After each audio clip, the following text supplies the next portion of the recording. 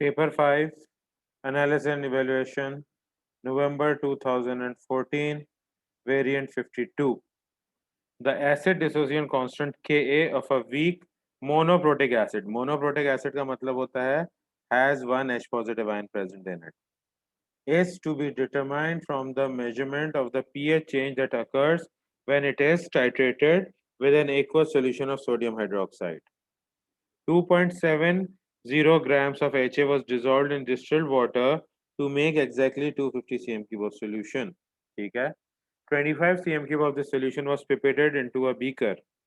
The pH of the acid in the beaker was measured and recorded in the table below.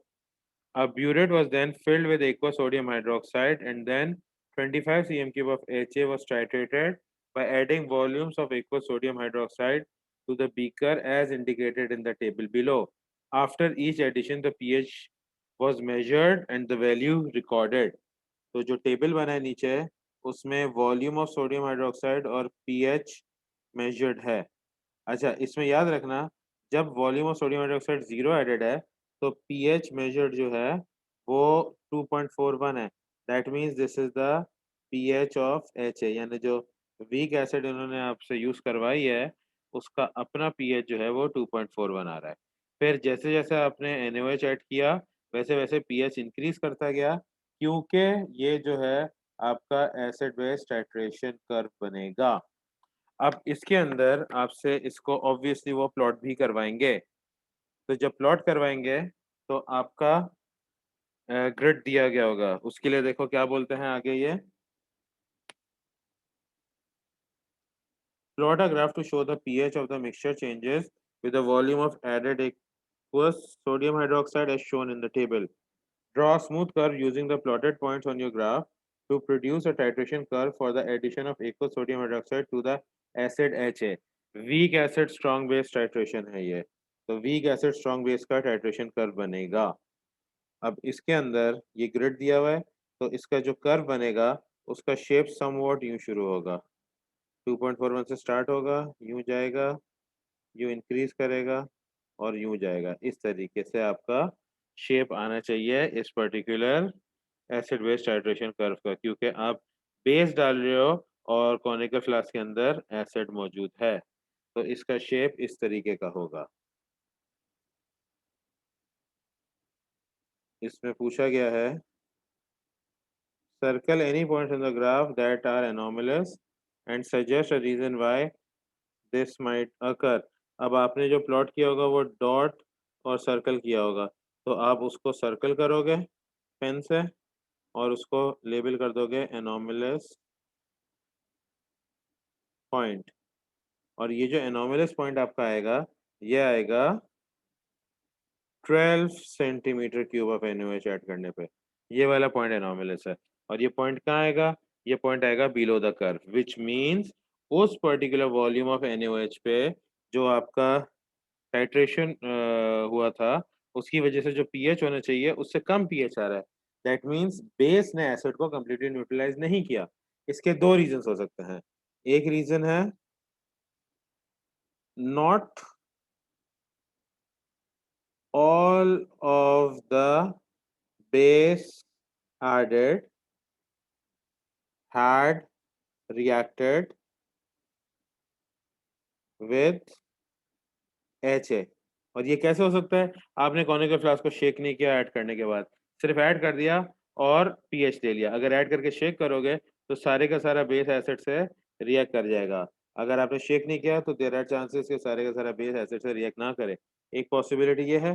दूसरी possibility क्या है, a volume lesser than 12 cm cube was added and wrongfully recorded as 12 centimetre cube. यानी 12 centimetre cube से कम आपका base डाला और आपने जैसे suppose 10 cm cube 11 cm cube और आपने उसको 12 cm क्यूब पे प्लॉट कर दिया। इस वजह से जो आपका पॉइंट आ रहा है वो बिलो द कर्व आ रहा है। तो there are two possible reasons, कोई भी एक रीजन आप इसमें लिख सकते हो। What would be a suitable range of pH values in which an indicator would change color to the identify the end point of this neutralization. इसके लिए आपको अपने ग्राफ का कर्व का शेप याद करना है, ये जो इंक्रीज कर रहा है, ठीक है, ये वाला रीजन आपने आइडेंटिफाई करना है, ये और ये। तो to be on a safe side, the safest region on this graph for the range at which the pH changes, जिस पे इंडिकेटर सेलेक्ट करते हैं, वो रेंज जो है वो 6 से लेके 10 तक होनी चाहिए, 6.5 से। तो लेट्स से 6.5 से लेके 10.5 तक, चलो ऐसे।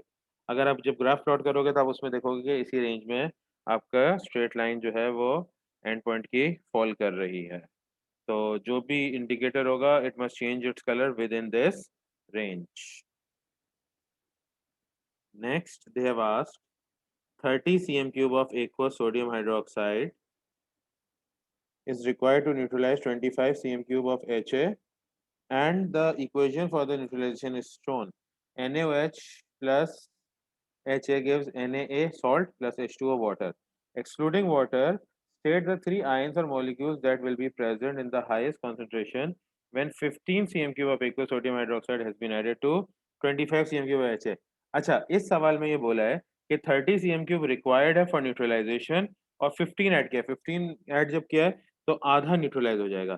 तो बेसिकली NaOH लिमिटेड क्वांटिटी में डल रहा है तो NaOH बाकी नहीं है, और इन्होंने बोला एक्सक्लूडिंग वाटर। तो अब हमारे पास दो स्पीशीज बची, HA जो कि वीक एसिड है और Na जो कि आयोनिक सॉल्ट है। तो इन अ सॉल्यूशन वीक एसिड जब डिसोसिएट करेगा, HA डिसोसिएट करेगा, it will form H positive and A negative ions, although in very small quantities क्योंकि वीक एसिड है।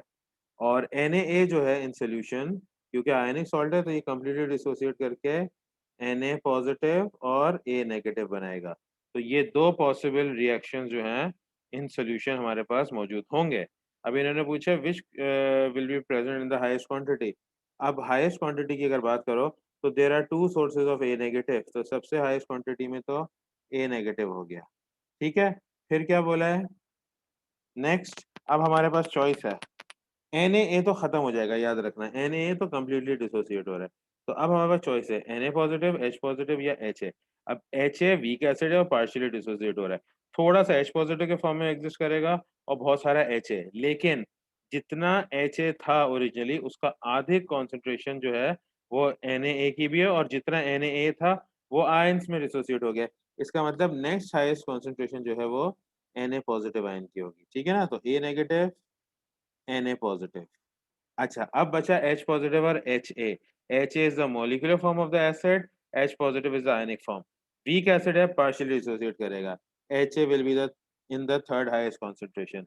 अगर फोर्थ पूछते तो वो H पॉजिटिव होता। तो A negative, Na positive and HA. अच्छा, state and explain how the concentration of these ions or molecules compare. A negative क्यों? Because there are two sources. मैं ये आंसर लिख रहा हूँ ताकि आप जो ऊपर इक्वेशंस लिखी हैं उसके साथ साथ है। Na पॉजिटिव क्यों? क्योंकि सॉल्ट कंप्लीटली डिसोसिएट्स, और Ha क्यों? Being a weak acid it is present more in the molecular form than the ionic form. तो ये रीजंस हैं इन सब की क्वांटिटी ज्यादा होने के, और order A negative followed by Na positive followed by HA. Use your graph to determine the pH obtained when 15 cm cube of aqueous sodium hydroxide is added to 25 cm cube of HA. Use this pH to determine the value of Ka of HA. अच्छा, इन्होंने बोला है कि जो neutralisation के लिए volume चाहिए वो 30 cm क्यूब है, और इन्होंने pH 15 cm क्यूब पूछा है, और ये एक weak acid strong base curve है, टाइट्रेशन कर्व। तो वीक एसिड स्ट्रॉन्ग बेस के टाइट्रेशन कर्व के लिए ये एक यूनिक सी बात है कि at exactly half the neutralisation volume pH is equal to pKa of the weak acid. तो ये आपसे जो pH निकलवा रहे हैं ये असल में pKa होगा। और अगर आपका जो है ग्राफ सही से बनाया आपने तो आपकी इसकी वैल्यू जो है वो आनी चाहिए 3.9। तो अब आपके पास pK की वैल्यू आ गई 3.9। इन्होंने बोला है कि K निकालो pKa से। तो pK से K कैसे निकलता है? 10 to the power of minus pKa will give us the Ka value। तो this will be 10 to the power of minus 3.9। जब सॉल्व करेंगे तो आंसर मिलेगा 1.26 into 10 to the power of minus 4 mole per dm cube। This is the value of Ka। अब यहाँ लिखा है use your answer to E and the initial pH। Initial pH जो HA जो था वो 2.41 था। From the table to calculate the concentration of HA in mole per dm cube। अच्छा, concentration of H positive ion for a weak acid is equal to root of Ka into C। C निकालने वाला है। C will be equal to concentration of H positive squared upon Ka। अब concentration of H positive square will be 10 to the power of minus 2.41 whole square upon K की value ऊपर आ गई 1.26 into 10 to the power of -4। जब ये solve करोगे इसका answer आएगा 0.12 मोल पर DM cube. This is the concentration of the acid HA इन मोल पर DM cube.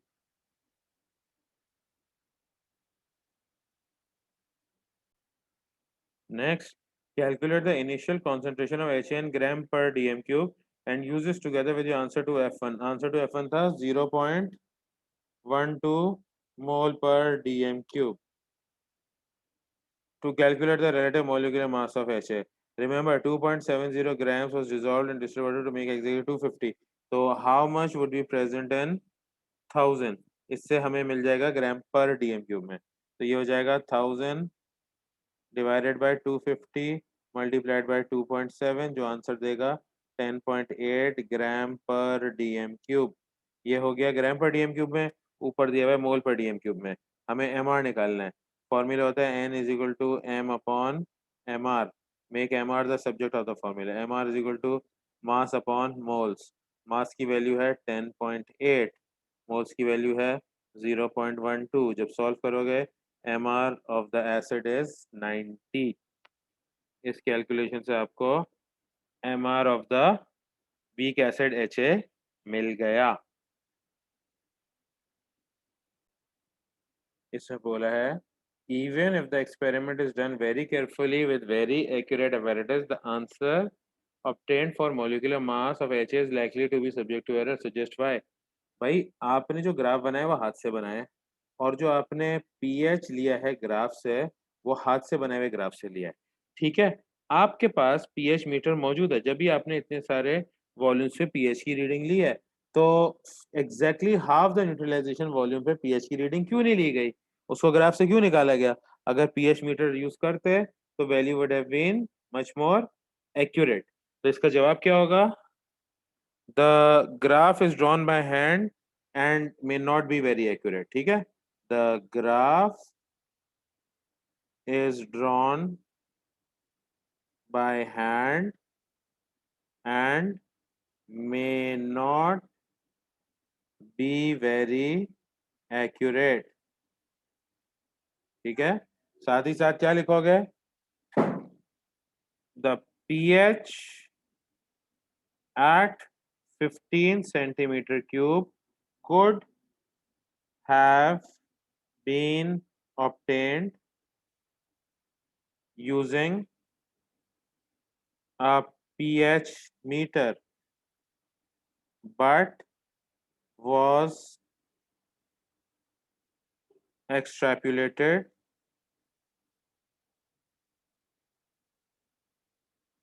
using the titration curve drawn। तो इस वजह से जो रिजल्ट है वो एक्यूरेट नहीं आया।